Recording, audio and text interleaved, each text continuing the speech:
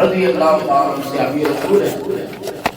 اور یہ یوں سمجھ لیں کہ جیسے ہمارے ہم موچیوں کا کام کرنے والے لوگ ہوتے ہیں تو یہ حضور کے لیے موزے بنایا کرتے ہیں. سبحان اللہ. موچی ہوتا ہے نا وہ جوتے باندھتے ہیں جوتے بناتے ہیں. تو یہ حضرت ثعلبہ بن عبد الرحمن حضور کے لیے موزے بنایا کرتے تھے اور ان کو پیش کیا. سبحان اللہ. یعنی وہ سمجھ لیں کہ وہ یہ کام کرتے تھے اور بنا کے سرکار کو پیش کرتے. تو اس کا مطلب ہے کہ موچی کا پیشہ بھی خاص ہے کہ مصطفیٰ کے صحابہ نے بھی یہ کام کیا. سبحان اللہ. اس لیے اگر کوئی جوتے گانے رہا اسے حکیم نظروں سے نہ دیکھو. اگر کوئی جوتے گانے رہا ہے تو حکیم نظروں سے مت دیکھو. حضور خود بھی اپنے جوتے خود باندھ لیا کرتے. سبحان اللہ. سرکار نے خود اپنے جوتے مبارک باندھے ہیں. نبی پاک علیہ السلام نے خود اپنے جوتے مبارک باندھے ہیں اور مولا علی بھی حضور کے جوتے لگے باندھا کرتے تھے. سبحان اللہ. خاصف النار یہ لقب ہے حضرت مولا علی کا. سبحان اللہ. مولا علی نبی پاک علیہ السلام کے جوتے مبارک کو مرمت کیا کرتے تھے. یعنی پھٹ جاتے یا کوئی اس میں چیز لگانی ہوتی تو حضور کے جوتوں کی مرمت مولا علی فرمایا کرتے. سبحان اللہ. تو آپ خود اندازہ لگائیں کتنا نصیب والا وہ مومن ہے جو اس کے حلال کمانے کے لیے وہ کام کرتا ہے جو ولیوں کے سردار مولا علی کا دے رہے. سبحان اللہ. ظالم تو وہ ہے جو کسی کا حق مارے. ظالم تو وہ ہے جو کسی کا حق کھائے. ارے وہ تو معزز ہے قابل احترام ہے جو اپنی محنت مزدوری کر کے اس کے حلال کمانے والا. سبحان اللہ. تو جناب ثعلبہ بن عبد الرحمن سرکار کے لیے موزے بنایا کرتے تھے. سبحان اللہ. ایک دن میرے آقا و مولا نے کسی کام کے لیے انہیں بھیجا. فرمایا ثعلبہ جاؤ فلاں جگہ پہ یہ کام ہے کر کے واپس آؤ. اب حضرت ثعلبہ جوانی کے عالم میں راستے میں چلتے چلتے اچانک دیکھتے ہیں ایک گھر ہے جس کا دروازہ نہیں ہے صرف پردہ لٹکا ہوا ہے. ہوا چلی ہوا نے اس پردے کو اٹھا دیا. جب پردہ اٹھا تو دیکھا خاتون خانہ سامنے کھڑی نظر آئی. اب بے ساختہ اچانک حضرت ثعلبہ کی نظر اٹھ گئی غیر محرم پہ پڑ گئی. دروازہ تو تھا نہیں صرف ایک پردہ تھا. وہ پردہ بھی ہوا نے ذرا سائڈ سے کر دیا. جب ہوا سے پردہ ہٹا نظر آگے چلی گئی اور غیر محرم عورت پہ وہ نظر پڑ گئی. اور مصطفیٰ نے منع کر رکھا تھا. اللہ نے منع کر دیا تھا. نبی پاک نے منع فرما رکھا تھا. اب یہ فعل سرزد ہو گیا. حضرت ثعلبہ تھر تھر کانپنے لگے. میری نظر گناہگار ہو گئی ہے. میری آنکھیں گناہگار ہو گئی ہیں. میری آنکھوں نے وہاں دیکھا جہاں دیکھنے سے اللہ اور اللہ کے رسول نے منع کیا تھا. سبحان اللہ. اب یہ ڈر ایسا طاری ہوا کہ جناب ثعلبہ جنگل کی طرف نکل گئے اور مکہ اور مدینہ طیبہ دونوں مقدس شہروں کے درمیان پہاڑ تھے. ان پہاڑوں میں جا کے چھپ گئے. پہاڑوں میں جا کے چھپے رات کا سناٹا ہوتا. ان پہاڑوں میں حضرت ثعلبہ رویا کرتے تھے یا اللہ مجھے بخش دے. اے اللہ مجھے معاف کر دے. اللہ میرا گناہ بخش دے. سبحان اللہ. ایک دن نہیں 2 دن نہیں لگاتار 40 دن پہاڑوں میں روتے رہے. سبحان اللہ. اب ان کا رونا اللہ کو اتنا پسند آیا وہ جب رات کا وقت ہوتا پہاڑ سے نیچے اترتے اور پہاڑ سے نیچے اتر کے زمین پہ کھڑے ہو کے ہاتھ اٹھا کے کہتے تھے اللہ میری روح کو روح سے ملا دے. یا اللہ مجھے موت دے دے. میں اب مصطفیٰ کا کا سامنا نہیں کر سکوں گا، سبحان اللہ یا اللہ مجھے رسوائی سے بچا لے۔ جن آنکھوں نے رخ مصطفیٰ دیکھا ہے وہ آنکھیں اب پہلی ہو گئی ہیں، میں مصطفیٰ کو دیکھ نہیں پاؤں گا۔ اب یہ ڈر ہے، یہ خوف ہے، یہ ندامت ہے، یہ شرمندگی ہے۔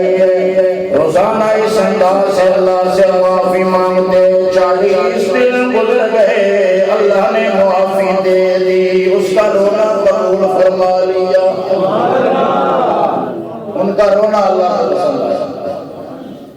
اللہ تعالیٰ نے جناب جبرائیل سے فرمایا جبرائیل پہنچ میرے حبیب کے پاس سبحان اللہ اور جا کے کہہ پیارے حبیب آپ کا ایک امتی پہاڑوں میں رو رہا ہے، ذرا اس کی خبر لیجیے۔ محبوب وہ پہاڑوں میں آپ کا غلام رو رہا ہے، ذرا اس کی خبر لیں۔ اب یہ اللہ نے پیغام دیا ہے، اس کا مطلب ہے جو روئے جو گر گڑائے اس کی طرف مصطفیٰ کی نظر اللہ کروا دیتا ہے۔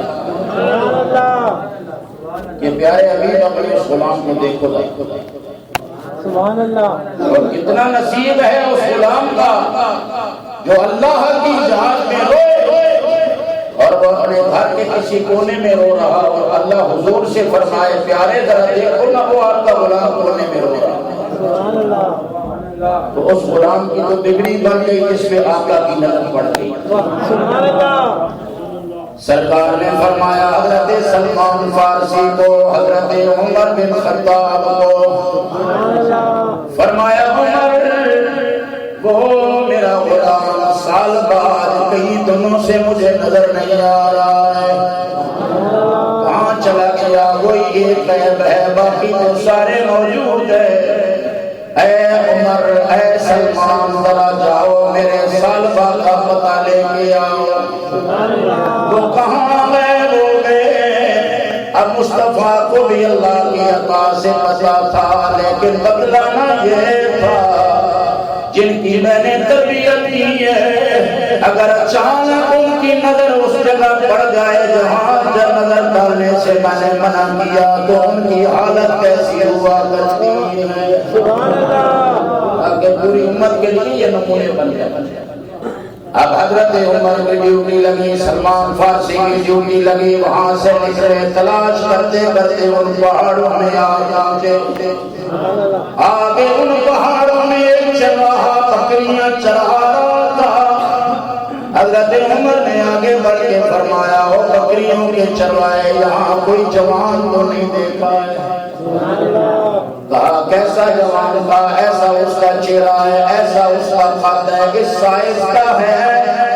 وہ بکریوں کا چرواہا کہنے لگا شاید آپ اس جوان کا پوچھ رہے ہیں جو ان پہاڑوں میں چھپا ہوا ہے اور رات کے وقت سناٹا چھا جاتا ہے تو وہ اکیلے میں روتا ہے۔ حضرت عمر نے فرمایا کیا معاملہ؟ وہ چرواہا کہنے لگا کہ آج کئی دنوں سے یہاں ایک نوجوان آیا ہوا ہے، اس کی پہاڑوں میں وہ چھپ جاتا ہے، جب رات کا پچھلا پہر آتا ہے پہاڑ سے نیچے اترتا ہے اور نیچے اتر کے اللہ سے دعا مانگتا ہے اللہ میری روح کو روحوں سے ملا دے، اے اللہ مجھے موت دے دے، اللہ مجھے رسوائی سے بچا لے، اللہ مجھے بخش دے۔ حضرت عمر بن خطاب فاروق اعظم کہنے لگے لگتا ہے سال صحیح ہوگا۔ اب انتظار ہونے لگا، رات بھی وہ وقت آیا جناب سال بعد آئے، آپ پہاڑ سے نیچے اترے اور نیچے اتر کے انہوں نے اپنے عمل کیا، ادھر وہ روئے آنسو بہائے، ادھر جناب عمر پیچھے پہنچ گئے، اسی محلیت میں تھے کہ جناب عمر نے پیچھے سے کلاوہ لے لیا۔ سبحان اللہ، پیچھے سے آگے کلاوے میں لیا، کلاوے میں لے کے اپنے سینے سے لگایا، فرمایا او سالبہ کیوں دکھی ہو گیا ہے؟ جو ہی جناب صالبہ نے پیچھے پلٹ کے دیکھا تو جناب عمر ہے۔ سبحان اللہ حضرت عمر کی گرفتاری بڑی مشہور تھی، سبحان اللہ حضرت عمر کا جلال بھی بڑا مشہور تھا۔ سبحان اللہ اب جناب صالبہ کو فکر کیا گئی شاید مجھے پکڑنے کے لیے حضور نے جناب عمر کو بھیجا۔ جو ہی صالبہ نے پیچھے پلٹ کے دیکھا تو صرف اتنا پوچھا عمر کیا میرے گناہ کا پتہ میرے نبی کو چل گیا ہے؟ تو مجھے پکڑنے کے لیے آئے ہو؟ حضرت عمر کہنے لگے صالبہ اللہ جانے نبی جانے، مجھے تو صرف اتنا حکم ہوا کہ اسے لے کے میرے پاس آ جاؤ۔ اللہ اکبر۔ اب حضرت صالبہ کی بات سنو۔ حضرت صالبہ کہنے لگے اے عمر مجھے ایک نیکی کرو، میرے ساتھ ایک نیکی کرو۔ کہا کیا کہنا چاہتا ہے؟ کہا میں حضور کا سامنا نہیں کر سکتا، ڈائریکٹ حضور کی آنکھوں میں آنکھیں نہیں ڈال سکوں گا، میری آنکھیں میلی ہیں، میری آنکھیں ناپاک ہو چکی ہیں، اب میں حضور کو دیکھنے کے قابل نہیں رہا۔ ایسا کرو جب نماز کا وقت ہو جائے حضور مصلی پہ کھڑے نماز پڑھ رہے ہوں اس وقت مجھے وہاں لے جانا۔ سبحان اللہ، میں ڈائریکٹ حضور کا سامنا نہیں کر سکتا، لہذا جب حضور مصلی پہ کھڑے ہوں گے آپ کا منہ مبارک قبلہ کی طرف ہوگا، اس وقت مجھے لے جانا۔ اب نماز کا وقت تو سب کو پتا تھا، اسی لمحے حضرت عمر جناب صالبہ کو لے کے آئے۔ اس وقت جماعت کھڑی تھی اور مصلی پہ حضور نماز پڑھا رہے تھے۔ حضرت عمر بھی، جناب سلمان فارسی بھی، حضرت صالبہ بن عبد الرحمن بھی، سارے تینوں آ کے جماعت میں شامل ہوئے۔ اب 40 دن گزر گئے تھے، حضور کی آواز بھی صالبہ نے نہیں سنی۔ جو ہی جماعت میں کھڑے ہوئے سرکار کی آواز کانوں سے ٹکرائی، جناب صالبہ بے ہوش ہو کے گر پڑے۔ محبوب کی آواز 40 دن کے بعد سننے کو ملی ہے۔ اللہ اکبر، غش کھا کے گرے، سب سے گر گئے۔ نبی پاک علیہ السلام نے نماز مکمل فرمائی۔ نماز مکمل کرنے کے بعد حضرت عمر پہ نظر پڑی، سرکار نے فرمایا عمر آ گئے ہو، بتلاؤ میرے صالبہ کا کوئی پتہ چلا؟ حضرت عمر کہنے لگے اللہ صالبہ کو لے آیا۔ اوہ پیار سے بولو ذرا، صالبہ کو لے آیا۔ وہ اس سب میں کھڑے ہیں جہاں کھڑا کیا تھا، وہاں اشارہ کیا۔ جب سرکار گئے وہ بے ہوش پڑے تھے۔ اب حضور علیہ السلام کو ان پہ ترس آیا، کرم آیا، مہربانی آئی۔ نبی کریم علیہ السلام نے جا کے ان کو ہاتھ لگایا۔ حضور کے ہاتھوں کا اثر ہوا کہ جناب صالبہ ہوش میں آ کے اٹھ کھڑے ہوئے، اور جو ہی ہوش میں آئے اٹھے تو پھر مصطفیٰ کے قدموں کا بوسہ لینے کے لیے جھکے، کیونکہ وہ چاہ رہے تھے میں آنکھ سے حضور کو نہ دیکھوں، چونکہ میری آنکھیں اس قابل نہیں رہی ہیں۔ جھک گئے پھر قدموں کی طرف۔ سرکار نے فرمایا صالبہ کیا ماجرا ہے؟ کہنے لگے آقا میں گناہگار ہو گیا ہوں، مجھ سے خطا ہو گئی ہے۔ نبی کریم سرکار نے فرمایا صالبہ میں تمہیں ایسی دعا نہ بتلاؤں جو تو کرے تو اللہ تیرے سارے گناہ معاف فرما دے۔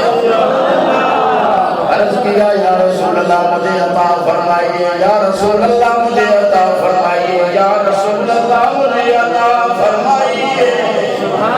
سرکار نے فرمایا صالبہ پڑھ لے ربنا آتنا فی الدنیا حسنۃ وفی الآخرۃ حسنۃ وقنا عذاب النار۔ یہ دعا حضور نے ہم کو سکھائی، فرمایا یہ دعا پڑھ اللہ تیرے سارے گناہ معاف۔ اللہ اکبر۔ ابھی ماجرا بنا، حضرت صالبہ صحابہ کہنے لگے آقا مجھے اجازت دے میں گھر جانا چاہتا ہوں۔ اب گھر چلے گئے لیکن دل سے وہ گناہ نکل نہیں رہا، دماغ سے وہ خطا نکل نہیں رہی، مڑ مڑ کے خیال آتا ہے میں گناہگار ہوں۔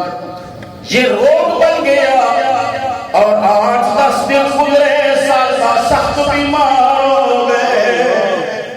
کسی سے کہا اب مجھ سے تو اٹھا بھی نہیں جاتا، کسی طریقے سے میرے آقا کو خبر کروں، میں مرنے سے پہلے دیدار کرنا چاہتا ہوں۔ سرکار کو پتہ چلا، حضور تشریف لائے، سالبہ زمین پہ گرے ہوئے تھے۔ نبی کریم علیہ السلام نے آ کے سالبہ کا سر اٹھایا، سر اٹھا کے اپنی جھولی میں رکھا۔ حضرت سالبہ نے سر کو جھٹکا مار کے زمین پہ گرا دیا۔ سرکار نے فرمایا میں تمہیں جھولی میں رکھتا ہوں، تو اپنا سر میری جھولی میں کیوں نہیں ٹکنے دے رہا؟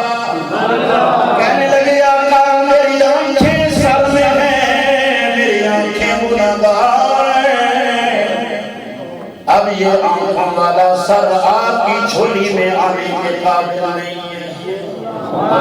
احساس سے گزرا، احساس سے۔ یا ایھا الذین آمنوا اتقوا اللہ حق تقاتہ، اے ایمان والو اللہ سے ایسے ڈرو جیسے ڈرنے کا حق ہے۔ اللہ اکبر۔ سرکار نے پھر فرمایا سالبہ بتلا تیری حالت کیسی ہے؟ کہا یا رسول اللہ ایسے لگتا ہے میرے جسم میں چیونٹیاں چل رہی ہیں۔ فرمایا تیری کوئی تمنا ہو؟ کہنے لگے آقا بس ایک ہی تمنا ہے، وہ مالک مجھے بخش دے،